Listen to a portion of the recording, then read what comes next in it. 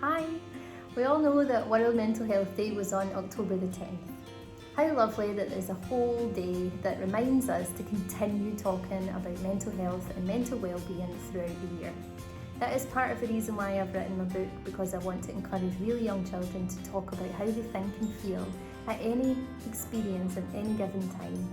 Because imagine a child that's been through a whole education that encourages them to talk about feelings and emotions. What kind of adult would they be? So it's really important to think about mental health and what it looks like. There's so much information available and lots of statistics that talk about mental illnesses and the effects that it has on society and individuals. So when you think about all the words that we hear often, like bipolar disorder, anxiety, stress, bulimia, depression, there's many things that can affect us as humans for a whole host of different reasons. What we need is a whole lot understanding, a whole lot more knowledge, education to teach us more about these conditions that people can experience, because quite often it could be someone that we love and know. 1 in 4 adults can experience mental illness at any point in their lives. Now, you think about the amount of people that you know and how many people you know already that are quite open about conditions and things that they're experiencing. Most people experience stress and anxiety at some point in their life, so there is many other things that we can do to support that day to day. Also, it's really important to remember that because there is an absence of mental illness, it doesn't automatically constitute mental health and wellness. So, even if you feel fine and there's no diagnosed condition, or sometimes you might have a low day and you just pick yourself back up, it doesn't mean that there aren't things that you can do to support yourself in mental health and also continue on the path to flourishing. And that's really one of the main things about positive psychology, is that there's things that we can do and interventions and practices and things we can read that can support us to flourish further in life. So I am no expert in mental health and mental wellness, but I do have some knowledge about positive psychology. As someone that's experienced different times of, I would say, mental unwellness without severe diagnosed conditions, I feel that I can confidently talk about the things that I do to try and support my mental well-being. So, like I say, I'm by no means an expert, but I'd be happy to share some of the things that I do as a teacher and as a woman and as a person just trying to get by day to day towards a path of flourishing. Here are some of the things that I do. The first thing that I always do is talk to friends and family. It might sound like a really simple one, but I know quite a few people that bottle up emotions, bottle up feelings, and then at times they can all come out at once and in different ways. Um, Before, I would say a few years ago, I'd have probably been someone that would like overshare and talk about things so much because they were all consuming. But I'm going to talk about that a bit further on. But one of the main things I would say is talk to family and friends. You've got different groups of friends. You've got friends that are interested in your interests. So I have some friends from Twitter and Instagram who are like my well-being tribe, and we talk about all those kind of things together that my close friends that I maybe go out for dinner with and things maybe don't enjoy as much as I do. So you've got those other types of friends that you know that you can bare your soul to and tell them absolutely everything and anything that's on your mind. Sometimes you've got acquaintances, you've got friends that you just maybe go to the cinema with, but you wouldn't feel comfortable telling them your deepest thoughts, and that's fine. We all need different types of relationships in our lives, and it's healthy to have that. But spend time reflecting and thinking about which friends would you feel really comfortable with telling about how you feel, particularly if there's something that's playing on your mind and you're starting to feel quite low. And also you'll find that sometimes those are the friends that notice it in you if you've changed or you've went a bit quieter or something. Those are the most important people to share with then, because they've spotted something in you. And also, of course, family dynamics are so different, and sometimes the family that people have aren't initially the family that we're born into. It might be the family that they've chosen along the way. But regardless of what your family is made from or what the makeup is, you could definitely speak to someone in your family about your thoughts and feelings. It's a big one for me, especially during lockdown. when we were all at home and I was so far away from my family and living alone. The cat doesn't really talk back, so I was always online speaking to my mum, dad and brother. And that's actually something that is continued. We speak a lot more often now than we used to, and I think it's because relationships are strengthened because there was a bit of a reality check almost, and being so far away, and everyone's experiences of COVID have been so different, and everyone's got some kind of hardship to talk about. So again, relationships with friends and family often strengthen. So that's my first thing I would always say is a go-to. Talk to family and friends in order to support your mental health. And that's part of the reason why I wrote my book. I've always got it sitting behind me just so you can see it, but also because I love it. It's to encourage children from a really young age to be very open about talking about how they feel and what they're experiencing inside. Because imagine a child that's been through a whole education that encourages them to talk and think about how they feel. Imagine what kind of impact that will have as they transition to becoming an adult. Another thing that I do when I feel a bit overwhelmed actually, and I feel that I'm starting to experience stress and anxiety, and so many people can relate to that recently because of what is going on in the world, but particularly within work, I've felt that quite often. Work is completely different. Being a teacher just now is completely different to how we've known it for all of our career, however long that may be. So teaching children in a different way with physical distancing here in the UAE, the classrooms are completely different. The continuous provision we used to have isn't there the same way in year 2. And obviously you've got some children that are online as well. So it's a really different experience. So recently I felt really overwhelmed, stressed, and obviously within the workplace they do lots of things to try and support the teachers. I'm really lucky. But it was just a kind of overwhelm of things in general. So thinking about possibly not even being able to fly home at Christmas time. So that would be a whole year and some more months before I got home if I don't manage to get home. Not going home in the summer. Thinking about all these things. Thinking about some of my friends from home and their news when things that are going wrong in their lives that are quite upsetting. Work, everything. So it just kind of all got on top of me recently. And something that I've always done ever since learning about it in uni was the power of expressive writing. So quite often when I feel my head is so fuzzy and hazy and I can feel the anxiety start to creep up into my chest, what I'll do is I've got a really nice notebook and I'll just sit and write everything down. Quite often then I'll almost talk myself into a positive psychology intervention, and I can do another video about those and how they can improve our subjective well-being. But something that I find really helpful is writing everything down. So I do that in some specific situations like work. If I've got too many things about work and I don't know where to start, I write them all down in a list and then start prioritising them. If I've got so many things that are bothering me in life in general, I can sit and write them all down. So it almost takes them out of my head and puts them down in the notebook for a while. And I find this really helpful because it almost gives me some clarity and space to think. So that's a nice one to try if you haven't already. And teachers love lists. I know that teachers make lists about everything, lists about lists. So probably many of you are already really familiar with that. But even when it comes to personal things, decision making, it really helps me with some clarity to just get it all down in a notebook. And having a nice notebook and a fancy pen makes it even nicer. When thinking about what I'd originally said about how mental health stigma and mental illness stigma is starting to slowly transition into mental health support, it is really valuable to find out within your area what support from professional services are available. A few years, I'd say around 10 years ago, when I got here to Dubai, from what I'm aware, from what I can remember, there was maybe 1 or 2 wellbeing centres around with psychology services and things like that. Over the decades, there's been so many more centres have opened and so much provision in schools has improved. So most schools now have a counsellor, which staff can go and speak with as well. But also there's wellbeing centres, and out here quite a lot of the insurance companies will actually now cover mental health services. So if you live in the UAE, it's really worth checking your insurance to see if those services are available. Also, there's some really brilliant centres such as Insights Psychology Centre, Thrive Wellbeing Centre, and LifeWorks, and there was another one called Lighthouse Arabia. And quite often, if you check their websites, they do loads and loads of free webinars, free information sessions, and more recently there's been a lot for teachers, which is really lovely to see, and there's also online support groups.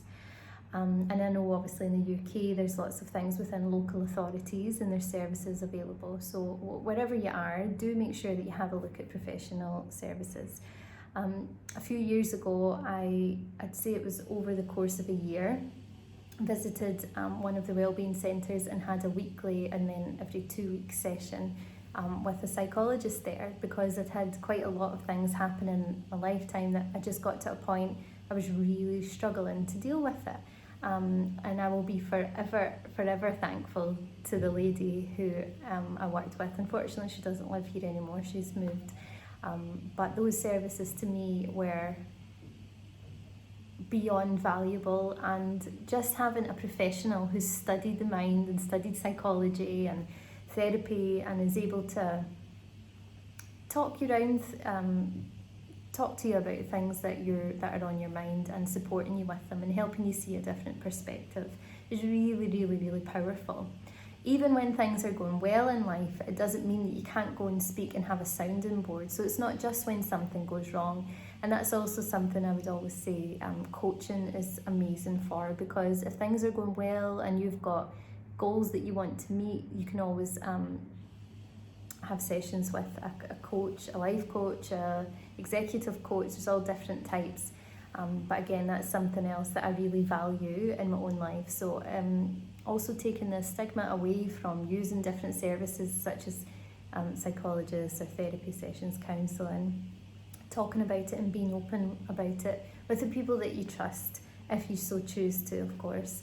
But finding out what free events are happening in your area and seeking out professional services when you think you need them. And also, sometimes people might think, oh, but you know, I'm actually fine, it's just a bad week, or but even so, I would completely recommend having a sounding board from someone who's studied in a specific field to support you through that. Rest, it's like one of the most overlooked ones. Definitely as a teacher, it's a field that's something that it's impossible to function as a teacher without proper rest. So of course that includes sleep. There's so many articles and so many videos and things about sleep science and the value of the different types of sleep throughout the night, and even your Fitbit talks about the different types of sleep. So getting proper rest and hydration sounds like a simple one, but it's just, you know, worth its weight in gold. Everyone knows what a school day is like without a good sleep, and everyone knows what it's like after you've had a good sleep. Not so long ago, again, when I'm speaking about work and just feeling really overwhelmed with everything, and I've always got these things in the back of my head that I want to do, more promotion and more information about my book and the resources that I have, YouTube videos, all these different things that I want to do in order to share knowledge and hear different stories from other people. So I've always got this list in the back of my head, but it gets to the point some days I just think, no, today's rest, literally rest, and I put everything down, put on a nice fresh clean pair of pyjamas, and I will watch a whole series on Netflix and not feel guilty about it. So whatever way is rest for you, it might be going and lying on the beach or reading a book or taking a walk in a park at home with some really fresh air in the UK, you know, whatever it might be, just something that's true rest where you don't need to, or you don't allow the worry or the anxiety or the stress of trying to keep up with everything. You just put it down and know when you're going to pick it back up again. So it almost brings you back down to think, it's fine, I'm still going to get those things done, but I just need to have a true 100% recharging rest. So it's one of my favourite ones. Meditation for me is a big one. Again, when I think about how long I've actually been in Dubai, this is the 11th year. Time goes so fast. I went to my very first gong meditation class, I think the first year or the second year that I was here. So meditation has been with me through thick and thin, basically. And when I meditate, I do feel a really warm glow inside, and I feel so refreshed after it. So there's so many different types of meditation. My personal favourite is guided meditations, and I like quite spiritual ones. But of course, mindfulness practice and mindfulness meditation is really you could do a body scan, and you can just Google that or find one on YouTube, and all you're doing is focusing the awareness on different parts of your body as you listen. So there's not anything hugely spiritual about that type of practice, but that's more about focusing and being aware in the here and now. So when any thoughts pass through your mind, it's fine. You don't judge yourself for it. You don't get cross at yourself for it. It's all part of the process. But again, there's so many different types of meditation. So I would say, if you haven't started any meditation practice or mindfulness practice, then have a little read around some of the things. There's some really good books that you can start with. I really like Ruby Wax's first book, A Sane New World. And that's where she talks about her master's in mindfulness that she got from Oxford, because she was experiencing depression, anxiety, stress, and she wanted to find out how to support her brain and her mental well-being. So that's one of the first books that I'd ever read about mindfulness, and Ruby Wax obviously makes it really, really funny. Again, there's different types like love and kindness meditation, so you can listen to that as well. Actually, if you search for one on YouTube, loving kindness meditation, and you can hear the almost like the kind of mantras throughout. Again, it's been really loving and kind towards yourself and towards others. So meditation is a nice place to start. If you haven't started already and you're looking to, obviously reducing stress and anxiety is a huge byproduct of meditation, as well as feeling calm, but there's so many other scientific parts of it I'd like to share in another video. But there's so many apps as well you can start with. Calm app is a popular and really good one. And Headspace, many people have heard of that before. So have a go at some of the apps if you haven't already. It's not for everyone, but I do encourage people to persevere for a little while, because you have to go through all the tricky bits first. I still don't say that meditation comes easy to me. There's like I say, different types, but for example, a body scan, I still would find that really, really tricky, because all the thoughts go through my head initially. Like, I could be marking some books instead of lying here for an hour doing this, but then when you start to remember, it's for my mind, it's mental fitness, it's to support my mental well-being, you know, and then you have that conversation with yourself. But yeah, definitely meditation is a big one. Something else that I've found really works for my mental health and well-being is planning, preparation and structure.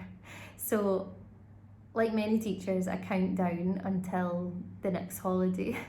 Although you know, the term just goes so fast and you've got so much to do and do so many things, but when it's the big summer holiday, I'm counting down because I want to see my family in Scotland, so it's something that I'm really looking forward to whenever I get to go. But after a few weeks, I begin to realise that sometimes I might become a bit lazy because you're like recharging or different things, and then I start to crave the structure of day to day. That's just something that really works for me. So I know if I want to be productive and I want to feel well and get things, not just getting things done, but finding a nice rhythm day to day, then I know the best thing to do for myself so that I don't feel stressed or anxious is to plan and prepare and have that structure. So for example, today I knew I wanted to record a YouTube video, so if I've written it down on my list amongst the other things that I've got to do, and it's there planned out and I've got an idea of what I want to talk about, and then I can put the line through it on the list, then I feel great because I feel a real sense of achievement and it was planned in, so that time has been carved out for the things that I want to do. Also, I've started another healthy eating plan, and what I really like about it is the fact that the meals that are on the plan I can prepare for, so I can do meal prep And what that is just a couple of hours on whichever day, and knowing that everything's there that I need, and I can just pop in the fridge in the morning before work, pull out all the things I need into my little lunchbox, and then that's it. So planning, preparing and having that structure day to day really supports my mental health and well-being. So I know that if I'm having a day in school and I haven't planned as best that I can, or because sometimes there are so many things to do, you can't get everything done in the day, and someone might come in and you might have a meeting last minute, different things. So the days that I haven't planned the way that I like to, then I do start to feel that little bit of anxiety creep in, or different things like that. So planning and prepping and structure. So I actually spoke for a lot longer than I planned to, but I hope it's a bit useful. Do you know, I'd really love to hear some of the things that you do to reduce stress, to support your mental well-being. And don't forget to have a look at some more resources on mental health and well-being online in your area. See what things are available to you. And remember, just if you're feeling well and feeling great, doesn't mean that you can't flourish further. So that's where positive psychology interventions or a coach might come in and be handy. That might be helpful. Subscribe if you like listening to these videos, and actually do get in touch and tell me what other things you'd like to learn about well-being and positive psychology, and if I've studied any of it or have any book recommendations, I'd be happy to share. So thanks again, and stay well.